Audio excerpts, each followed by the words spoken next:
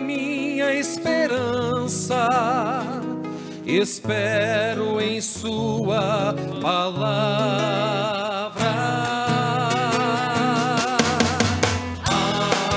Aleluia, aleluia, aleluia, aleluia, aleluia, aleluia, aleluia, aleluia.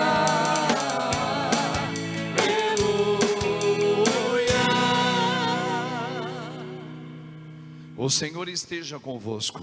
Ele está no meio de nós. Proclamação do Santo Evangelho de Jesus Cristo segundo Mateus. Glória a vós, Senhor. Naquele tempo Jesus entrou na barca e seus discípulos o acompanharam. E eis que houve uma grande tempestade no mar, de modo que a barca estava sendo coberta pelas ondas. Jesus, porém, dormia. Os discípulos aproximaram-se e o acordaram, dizendo: Senhor, salva-nos, pois estamos perecendo. Jesus respondeu: Por que tendes tanto medo, homens fracos na fé? Então levantou-se ameaçou os ventos e o mar, e fez-se uma grande calmaria. Os homens ficaram admirados e diziam: Quem é este homem, que até os ventos e o mar lhe obedecem? Palavra da salvação. Glória a vós, Senhor. Aleluia, aleluia,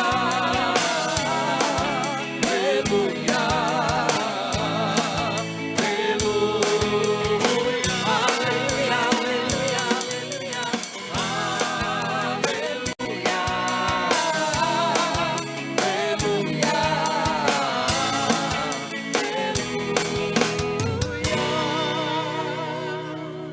Rogai por nós, Santa Mãe de Deus. Para que sejamos dignos das promessas de Cristo. Amém. Amém. Podemos assentar um pouquinho, irmãos e irmãs? Quem como Deus? Quem como Deus? Ninguém como Deus. Ninguém como Deus. Irmãos, imaginem a seguinte cena verdadeira. Talvez aqui a maioria não vai lembrar o dia que você foi batizado. Talvez, né? Alguns foram batizados adultos. Aí lembra. Mas a maioria de nós não. Naquele dia, que você não lembra, nem o padre, eu lembro do meu, mas eu soube, tenho documentado, dia 21 de setembro, naquele dia, houve uma destruição de Sodoma e Gomorra dentro de mim.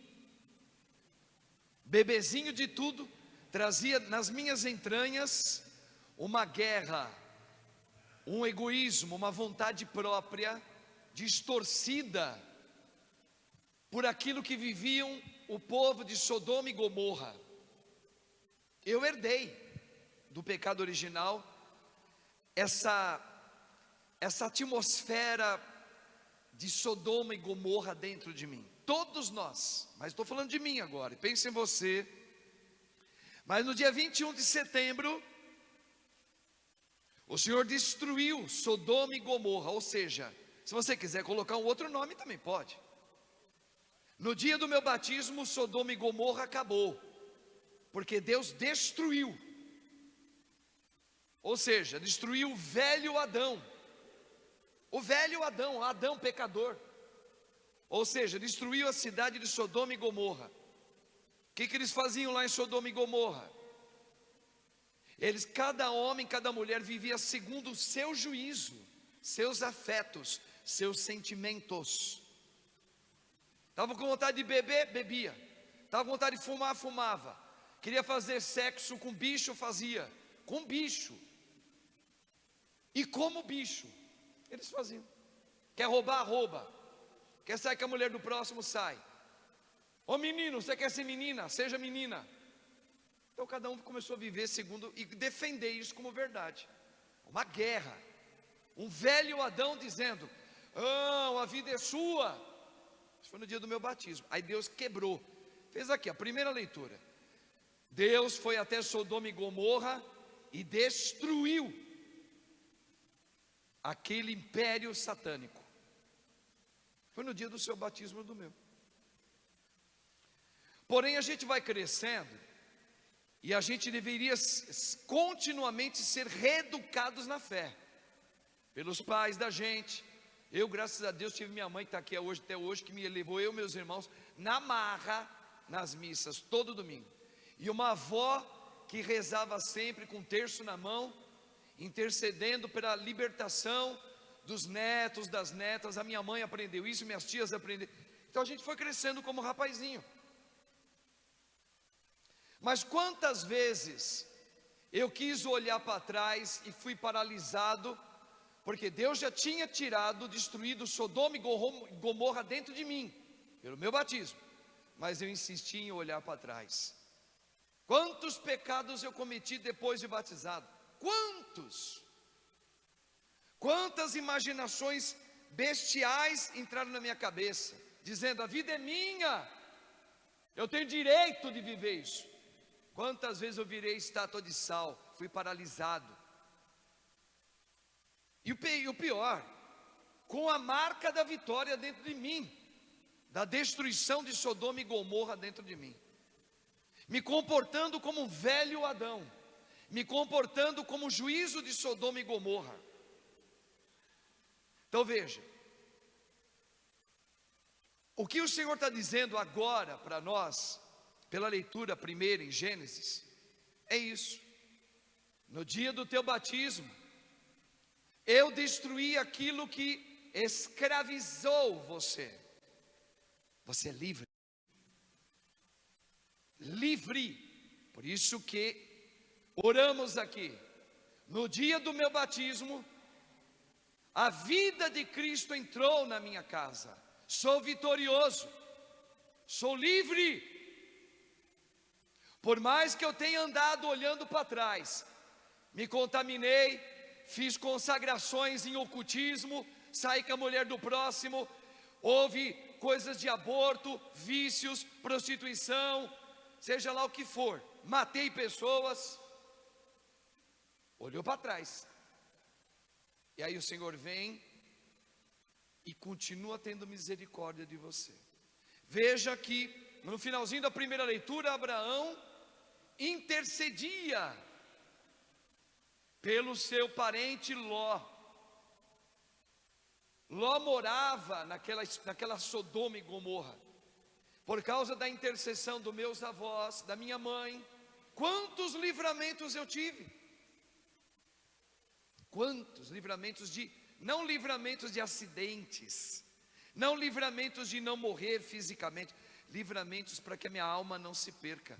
Por isso que eu sempre fui voltando para Deus, me confessando. Fui olhando para trás, voltei, me confessei, voltei de novo e falei: Senhor, tenha misericórdia de mim. Por causa da intercessão, como Abraão ensinou a gente a interceder. Então, irmãos, esta leitura de hoje, a primeira, ela emenda com o Evangelho. Qual é a barca que nós estamos? Qual é a barca? A minha barca. Eu sou uma barca. Veja, uma representatividade para a gente fazer um discernimento. E Cristo está comigo. Por que Ele está na minha barca? Porque eu fui batizado, eu recebi a vida dele. A vida dele está comigo. Por isso nós proclamamos aqui. E o padre rezou com você. Cristo está comigo. O sangue do meu Senhor me venceu. Está na minha barca. Então, venha o que vier. Podem ter dito maldições sobre você. Ah, você não devia ter nascido. É uma tempestade. Não gosto de você. É uma tempestade. Você é um erro. É uma tempestade. Você não sabe nada. Você não consegue. É uma tempestade. uma ameaça na tua vida, seja ela de quem for, quem quer que seja, pai, mãe, marido, esposa, lugares onde você vive e trabalha, coleguinha que faz fuxico com o outro, tempestades. São as tempestades na minha barca, na minha vida, na minha história, no meu corpo. Vai vendo os discernimentos. E a gente insiste em dizer: Jesus, onde o Senhor está? Ele está contigo, rapaz. Está contigo, Padre Marcos. Por isso que eu me levanto em oração. Eu não posso mais permitir eu achar que Deus não está na minha barca, porque eu fui batizado. Veja que a história toda de erro é por causa da minha falta de fé. Sou eu que não adquiro, eu que não busco a fé que eu recebi no dia do meu batismo. Eu sou culpado de estar essa bagunça toda dentro da minha barca. Sou eu sou culpado. Deus não tem nada a ver com isso, porque no bendito dia que eu proclamar: vem Senhor na minha vida, a minha história, a minha barca, ela é silenciada pela tempestade, seja ela qual for. Pode ter decretado: olha, você está com uma doença grave e você não tem muito tempo de vida, nem o pai da moça aí. É uma tempestade. Agora, se nessa tempestade eu estou com o meu Senhor ali dentro, venha o que vier. Paulo chegou a escrever isso, e isso tem que ser vivido, rezado na nossa vida. Nem a morte, nem a perseguição, nem o vício, nada, nem fuxiquinho bobo dentro da igreja,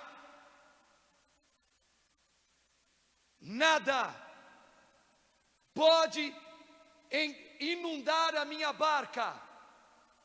Nada pode vir, mas inundar não. Me afogar no mar da morte, jamais. Isso era antes do meu batismo, agora não. Então, que o Espírito Santo te lembre: você tem um Deus na sua alma, porque não usa. E quando você não usa, você olha para trás. Quando você olha para trás, você é nada. Eu sou nada. Quando eu começo com conversa mole dentro de uma igreja, eu sou nada. Quando eu começo a lastimar coisas que acontecem na minha vida, eu sou nada. Eu sou um nada. Agora, quando eu me coloco na vida de Cristo, eu sou vencedor. Por isso que o padre fala: o que a igreja católica decreta para você em cada missa? Tu és santo. Pode ter fumado maconha, droga, cocaína, fez estupro, matado criancinha, seja lá o que você fez, você é santo por causa do teu batismo, homem. Agora, as parafusetas erradas foi porque você olhou para trás. Levanta-te! Levanta-te e toma uma decisão na tua vida. E não tem idade para isso, hein? Não tem idade para voltar para a vida. Porque às vezes a gente está barbado com a barba branca, que nem a do padre aqui. E é tempo, porque ainda Deus colocou você aqui, você ainda caminha aqui. É tempo. Domingo agora nós falávamos: é bom você estar por perto. Vai que Deus te pega de novo. Aí, meu irmão, aí você vai consolidar a tua santidade. Passou o que era velho. Você pode ter feito as desgraças todinha na tua vida olhando para trás. Volta, rapaz. Volta, mulher. E não só volta, você vai perceber como que Deus se levanta. E o que é levantar? O que é Deus se levantar? é a capacidade de você ter o enfrentamento sem ser derrubado. É capaz de você passar por uma enfermidade na casa do papai que está quase morrendo, a gente não sabe se ele vai morrer ou não, e se morrer? E se ele for embora? E se Deus falar assim, pode vir, como já foi no meu, foi no dele, foi em tantos aqui. Aí, se eu me coloco com o Espírito de Cristo, eu choro, eu vou chorar, só que eu não vou ficar derrubado na escravidão, me lamentando porque que Deus não viu, porque que Deus, nada disso. Então, o levantar de Deus é experimentar no meio do caos a graça de ficar em pé. Quer ver? Vamos lá na Bíblia.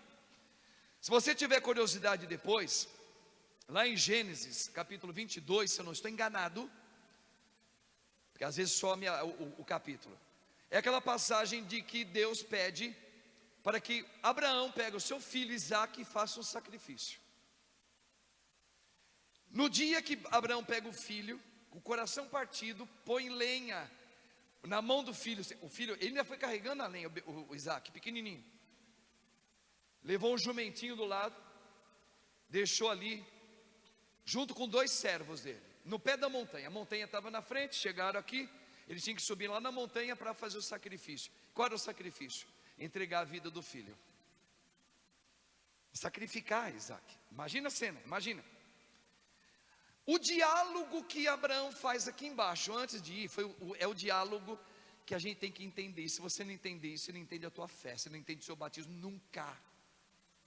Nunca. O diálogo é esse. Abraão fala para os 2 servos dele: fiquem aqui, porque eu e o menino Isaque, nós vamos subir e vamos fazer um sacrifício a Deus. E essa palavra é que esse verbozinho aqui que ele vai falar, é aonde está o levantar de Deus. Ele diz: e voltaremos. Puxa vida, Deus tinha decretado para Abraão, que é para Abraão pegar o filho dele e matar o filho dele, sacrificar.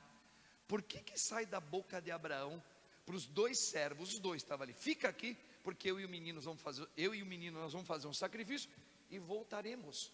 Ele não poderia falar voltaremos, ele tinha que falar eu voltarei, fica aqui depois eu volto. O menino não, o menino ia morrer. Aí você pega lá, quer ver? Não perca nunca essa compreensão. Dá um pulinho agora comigo, lá em Hebreus capítulo 5, está lá. Jesus é o servo sofredor, e ali está dizendo, o próprio filho dizendo: porque o Pai me livrará da morte. Aí você fala: como o Pai vai te livrar da morte, Jesus? Olha você aqui na cruz, Jesus. Jesus, você morreu, Jesus. E a tua oração lá em capítulo 5 de Hebreus, o próprio Jesus falou: Pai, me livrará da morte. Como, Jesus? Você morreu ou não morreu? Olha aqui, Jesus experimentou a morte física.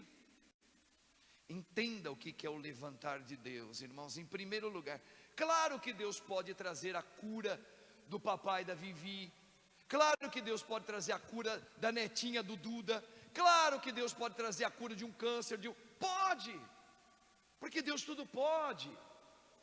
Mas esse não é o levantar de Deus. O levantar de Deus é experimentar o caos da tempestade sem perder a minha fé no meu Senhor. Pode tirar até o meu corpo, pode mandar espada sobre mim, pode vir os ataques quais foram, que eu não perca a minha fé, onde a minha vitória é mesmo que os meus olhos não vejam. Por isso que eu falo, Jesus ressuscitou. No 3º dia o Pai ressuscita Jesus. Veja, ele não morre. Neste mundo ele foi embora, mas a alma dele triunfou, está no mais alto dos céus. E no caso de Abraão, realmente voltou com o menino. Então veja, o que significa isso? Muitas vezes nós vamos rezar a Deus, vamos pedir uma libertação de uma doença, de um desafogo de um filho, e muitas vezes isso não vai acontecer aos nossos olhos, mas nós pelo levantar de Deus, já anunciamos, Deus já venceu. Mas rapaz, o teu filho continua fumando maconha, ele se droga que nem um cão, e como é que você pode dizer que ele já é vitorioso? Eu digo, o meu filho já é vitorioso em nome de Jesus. Por quê? Porque eu creio no meu Senhor.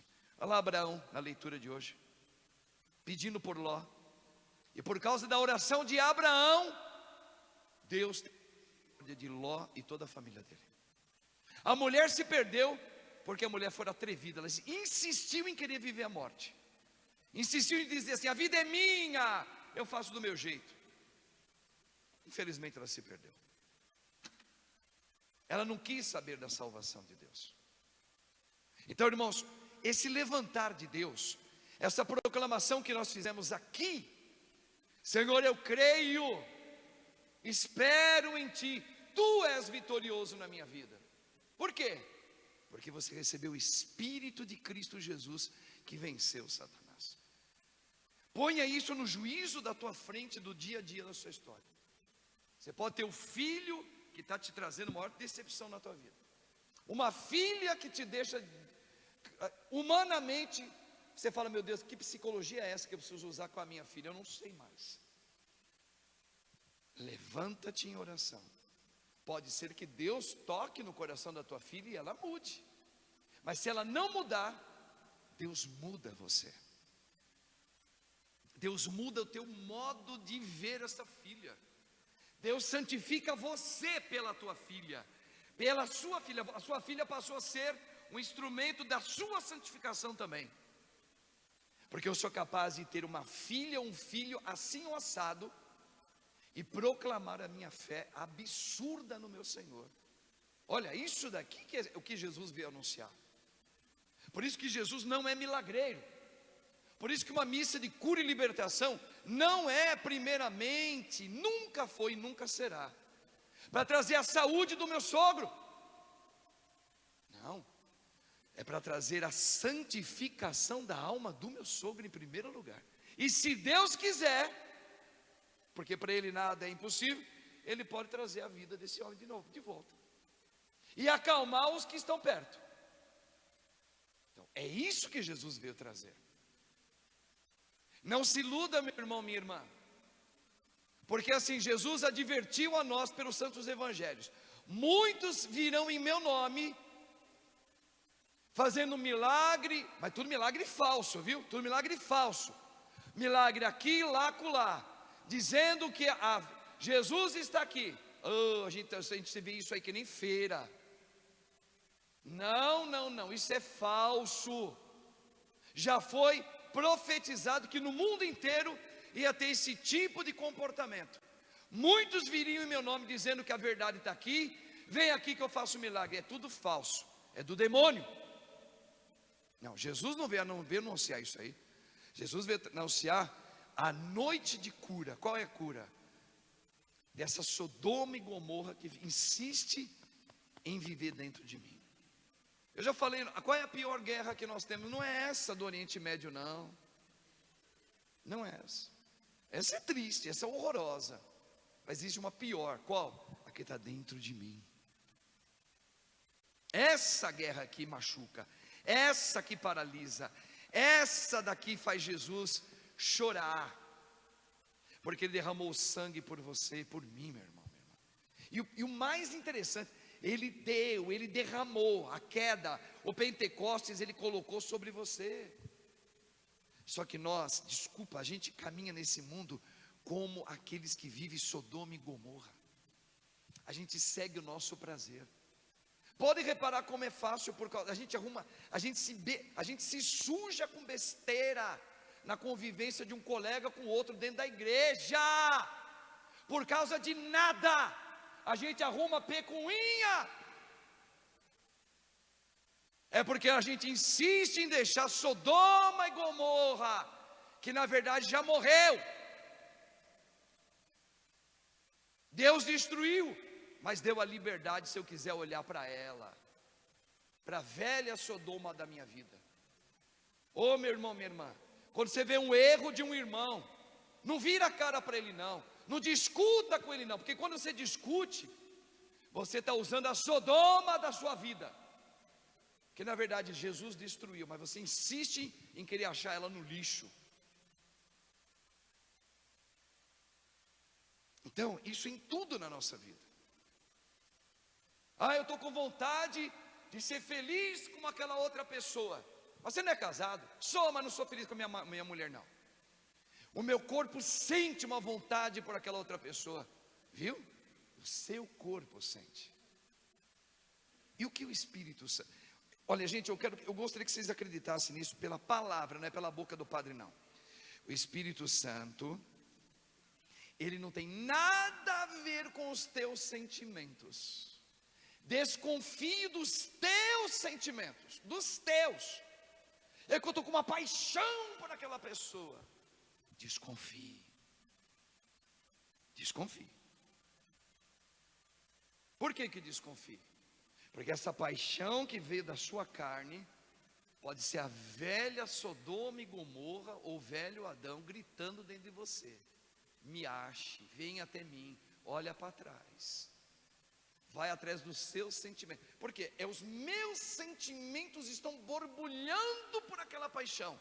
Cuidado, o Espírito Santo não tem nada a ver com o sentimento humano. Nada, nada, nada. Sabe como é que os judeus casam? Os judeus. Sabe como que é o casamento deles? Na maioria deles, os mais tradicionais. O rapazinho é levado pelo pai e a mãe numa festa. Eu encontro entre eles. E lá tem uma mocinha, judia também. Olha só como é que é, presta atenção, Inês. O rapazinho nunca viu aquela moça, nunca. Imagina assim, eu estou vendo a senhora aqui, senhora. Fale conta que a senhora é jovem. E eu também. Aí meu pai falou assim, essa aqui é a Benedita. Oi Benedita, tudo bem? Tudo bem, a partir de hoje se conheçam. Vê se ela pensa o amor de Deus igual a você. Ela pensa. Pois é, Benedita, eu quero casar com você. Vamos embora. Por que eles fazem isso? Você vai falar, credo, que cultura do monte. Essa cultura é do diabo. Não é não. Porque ele não busca o sentimento dele para casar com ela. Ele só vai fazer uma leitura se ela é temente a Deus, se ela quer ter filhos, se ela está aberta para ter filhos, se ela é judia de verdade, tá certo? Se ela é fiel à fé dela, como mulher, se ela é mulher de verdade também, né? Porque hoje tem que verificar tudo isso. É mulher? Eu sou homem. Bom. Então o que eles fazem? Agora o pai já prometeu, você e eu, a gente vai começar a construir o nosso lar. E assim eles casam. Eles casam praticamente sem sentimento nenhum pelo outro. Por quê? Porque quem dá a vida do matrimônio é o Espírito Santo. Nós não, a gente primeiro tem que achar uma gracinha aquele lá. No meio daquela multidão, aquela ali é a nossa cultura, tudo bem. Mas a gente deveria rezar. Cuidado com os rostinhos bonitos por aí. Eles mataram a muitos. Então, irmãos, quando a gente tem que entender isso pela palavra de Deus. O Espírito Santo não tem nada a ver com os teus sentimentos. Eu não quero falar mais com aquela pessoa. Calma lá com a dor. Você não quer falar mais com aquela pessoa? Analise se você está vivendo a tua vontade ou vem do Espírito. Nunca é do Espírito isso. Nunca. Veja, nós vivemos tronchos na maioria das vezes. A gente busca a velha Sodoma dentro de nós. Porque eu tenho motivos. Você não tem motivo. É o Espírito que deve conduzir você. Quando é que se consegue o perdão? Como é que a gente pode dar o perdão para alguém? Pelos seus sentimentos? Nunca. É pelo Espírito. Como é que eu convivo com uma pessoa difícil?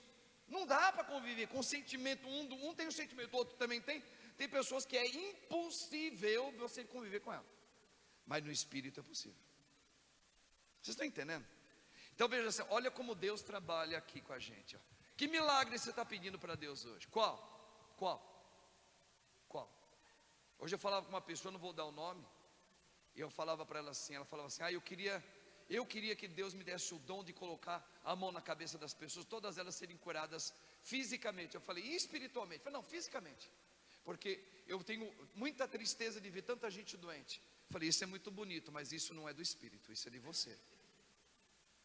Porque no dia que você pedir, Senhor, o Senhor, se quiser, me dê este dom de orar pela cura daquela pessoa. Qual é a cura? Espiritual e, se possível, física também. É assim que a gente tem que rezar e pedir a Deus. Não o que você queria. Não, Senhor, o que Tu queres para mim? Porque os meus sentimentos, eles me traem. Os meus sentimentos me traem. Por exemplo, por que eu sou padre? Eu sou padre porque Deus me pegou, e Ele foi mostrando sinais gritantes, que Ele estava me chamando para ser padre. E eu fugindo. Porque quando eu era rapazinho, eu falava cruz credo de um dia eu ser padre.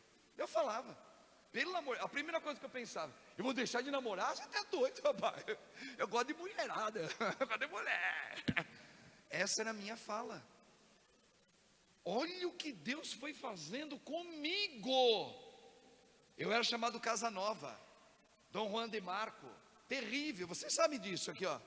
Sabe, eu era terrível ali na Santa Maria. Bonzinho, aquele menino, quietinho, perigoso. Olha o que aconteceu. Cheguei a ficar noivo, aí a coisa eu já estava mudado ali, já no meu noivado eu estava mudado. Bem de Deus.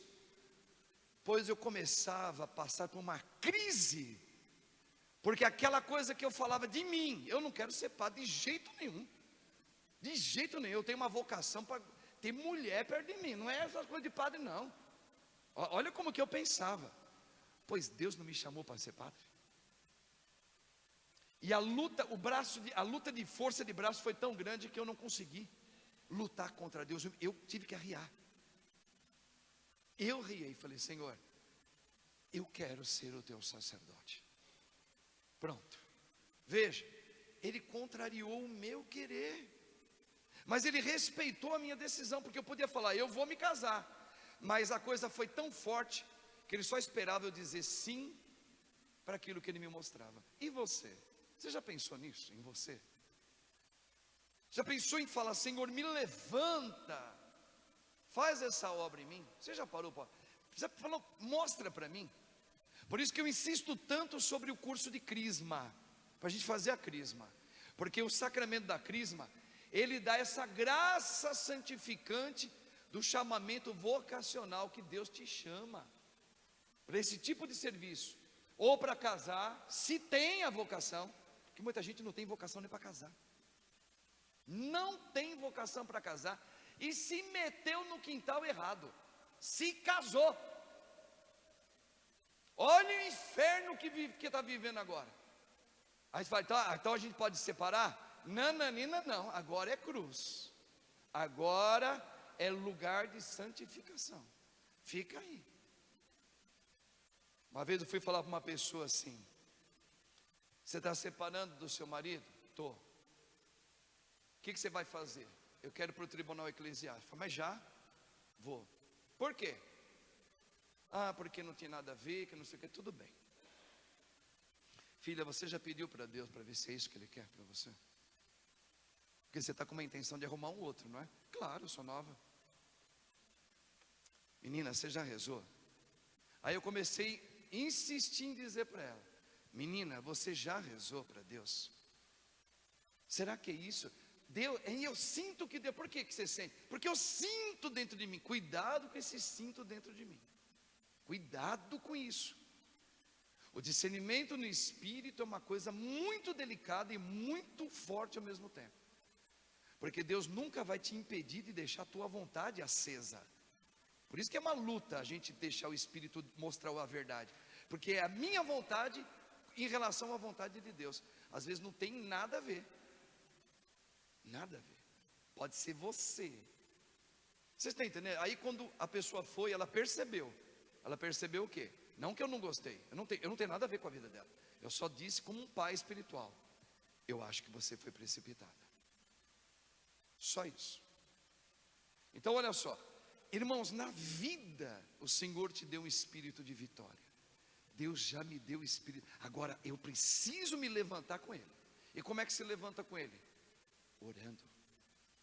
Nós temos que ter a ousadia. E como é que ora? Eu oro com minha vontade ou oro independente da minha vontade? Independente da sua vontade. Eu falei, não confie nos teus sentimentos. Não confie. Eu respeito ele, eu quero que também respeite os meus sentimentos. Agora, eu não confio totalmente nos meus sentimentos como homem, Padre Marcos. Por isso que eu tenho que rezar. Eu tenho que rezar sem vontade, muitas vezes. Porque tem vários dias da semana que eu não tenho uma vontade sequer de rezar. Mas eu rezo assim mesmo. Por quê? Porque é uma luta. Senão eu vou começar a voltar a olhar para trás toda hora. Eu tenho que pensar em mim, mas eu tenho que ser feliz. Alguém tem que fazer carinho em mim. Pô, está tudo errado, tem que ser do meu jeito. Eu quero que as coisas sejam do meu jeito. Eu posso cair, eu começar a olhar para trás. Não, não. Senhor, mostra o teu querer na minha vida. Senhor, eu não sei o que vai ser disso. Por exemplo, eu entrei nessa igreja aqui sem saber o que Deus está me colocando. E continuo não sabendo. Ah, Padre, o senhor vai ficar aqui mais tantos anos, não sei. O que você está pedindo para Deus? Sua vontade, Senhor. Tem gente que está assim, manda embora logo esse Padre Deus. Mas eu fico calmo porque não é assim que funciona. A pessoa pode querer, pode arrancar, ir lá, pula o muro, vai falar com o bispo, fala um monte de coisa. Quando Deus não quer, não adianta. Não é bispo, não é papa, ninguém, é Deus que fala. Eu não me preocupo com isso. E ainda olha que eu estou na boca do furacão aqui, né? Qualquer coisa, eu vou falar com o bispo. Fala com o bispo. Mas espera ele chegar, né? Que ele está meio com a perna machucada. Deve estar com um monte de coisa assim para falar de mim lá, um monte de gente. Pode falar. Não tem problema, gente. O porquê? Porque eu não estou aqui para fazer a minha vontade. Pense isso em você.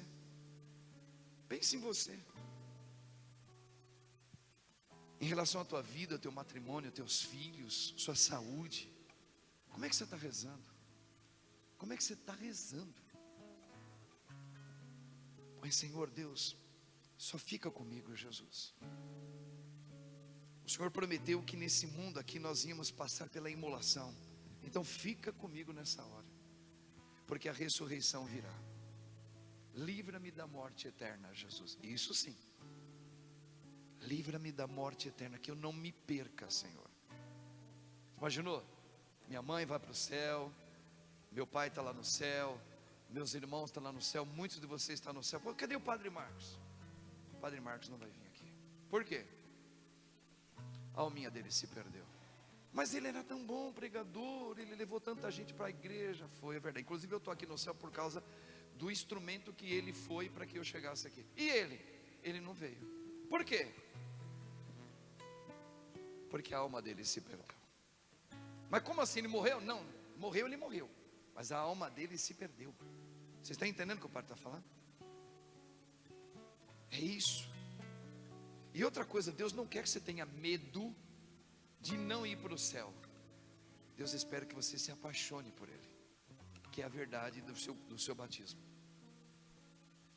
Imagina, o apaixonamento por Deus independe também dos meus sentimentos. Se eu falar assim, Marlene, se apaixona por Jesus, vai, vamos rezar aqui.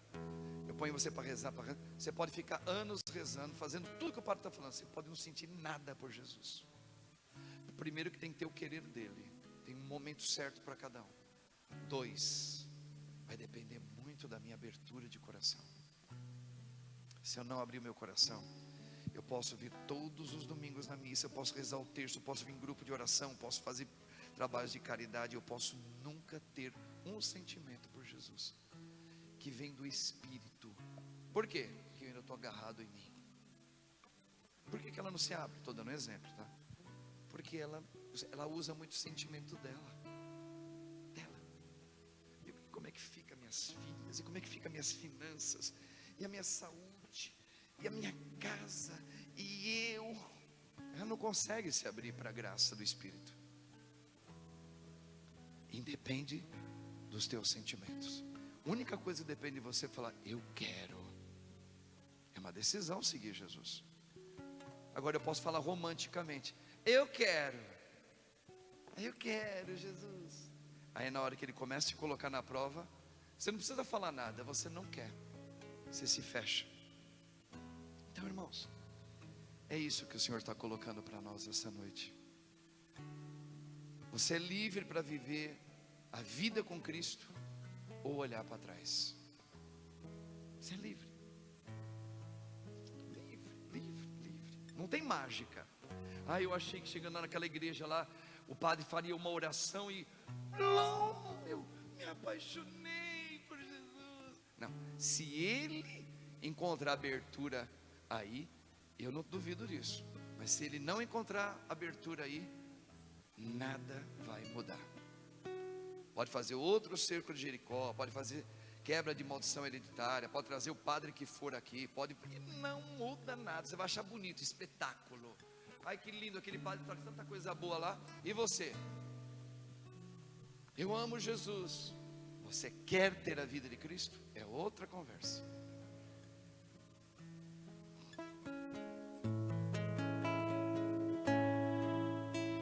Não dá mais pra voltar.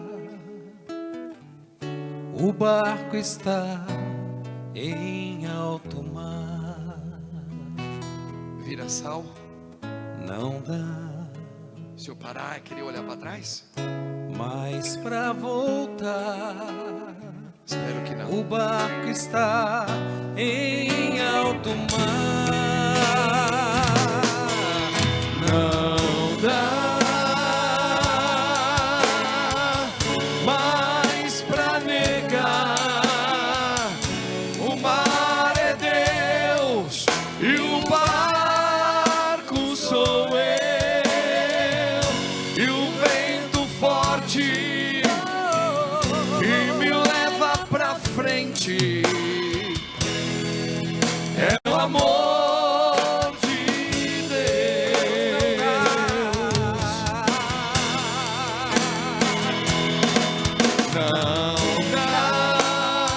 Não dá, Senhor. Mas pra negar, o mar é Deus e o barco sou eu. E o vento forte que me leva pra frente é o amor de Deus.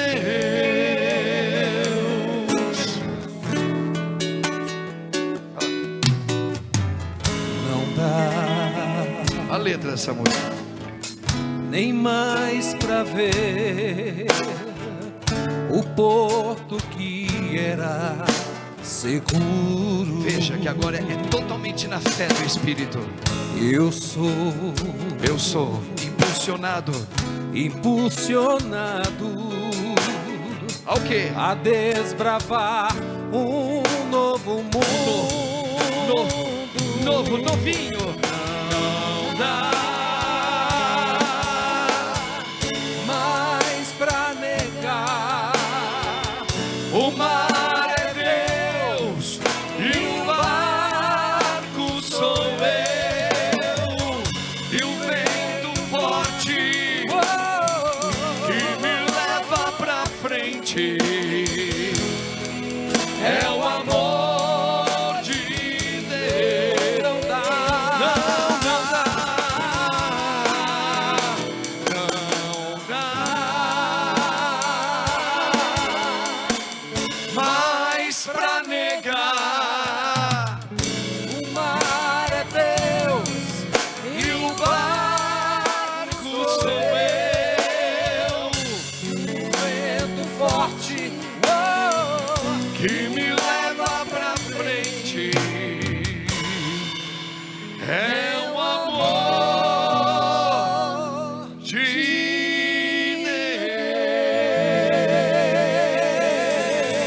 Deus. Entreguemos a Deus então, irmãos, esse momento, nesta missa. Entrega o teu coração. Ainda há tempo. Ainda é tempo de recomeçar. O Senhor está chamando muitas pessoas para voltar com Ele. Não é para ser da igreja, coroinha do padre, nada disso. Nem padre, nem freira. É voltar para Ele. Voltar para Ele de todo o coração. Coloquemos na patena desta missa. Ponha, entrega para Deus essas pessoas doentes. Entrega para Deus os teus filhos. Entrega você, a tua saúde, entrega o Brasil, a paz no mundo, nossos líderes, entrega tudo, todos. Entrega com fé, Senhor, realize o teu querer a partir de agora na minha vida. Coloquemos tudo isso no coração de Deus. Podemos assentar, irmãos, entrega teu ofertório a Deus como sacrifício.